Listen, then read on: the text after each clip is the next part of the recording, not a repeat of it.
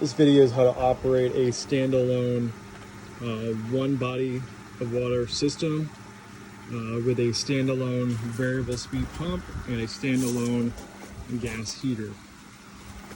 Initially, this is the suction side of the pump here. Water is going in this direction, going into the pump, coming out of the pump, going into the filter, cleaning the water, coming out of the filter, going into the heater. No matter what, it goes into the heater, comes out of the heater, and then goes over to these group of valves here, which shows you where water is going to return back to the body of water.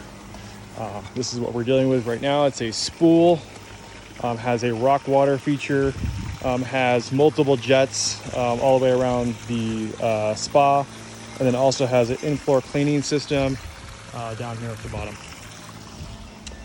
In order to run your heater on this particular pool, I have sent a countdown timer, and this countdown timer here, all you have to do is hit speed 1, and that's going to count down for 5 hours at this RPM.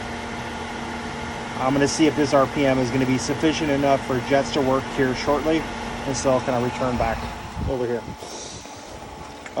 In order to get the heater going, if this heater wasn't broken, we would just hit mode. The pool set temperature is at 80 degrees. It's going to tell you your actual temperature at 47. You can see there's a sensor failure because the water temperature sensor is bad, which we'll be replacing later today. In order to increase temperature, simply up or down. Then if you want to turn it off, you would hit the mode button. It would turn the heater off, turn it back on. It has two different thermostats on here. This one would go to spa setting, 97. This heater has no idea if it's in spa or in pool, but in this case, it has two different thermostats for one body of water. So it doesn't really matter as long as you hit it for either spa or pool, set temperature to whatever temperature you desire. So I'll leave it at that. In order to turn it off, again, hit mode. And then another kill switch here is, this is killing power to it. Turn it back on. Just kind of goes through that boot process. Again, the heater is off. Always make sure that that gas valve right there is open. It needs to be parallel to the pipe. And then that gas will be open. If it's perpendicular, it'll be off. In this case now, I just have my water feature going, which I don't want to do when I'm trying to heat this body of water. I come over here and I'm going to turn this valve right here. You can see it says spa air. That's spa jets. And basically I'm going to turn this valve. It will only let me turn it one direction. So what I did is I turned the jets on. It's now going to snorkel air through this pipe right here. And now my jets will be working over here. I'm going to give it a little bit more power by just turning my RPMs up over here.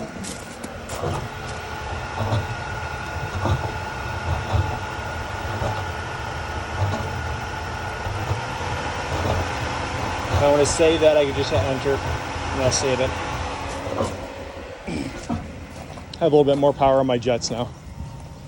Just have 3 or 4 jets here. I need to heat it that way. In order to do that process in reverse now, I'm going to go ahead and turn it back to the normal position, normal cleaning, normal water feature, which is just turning my jets off right here.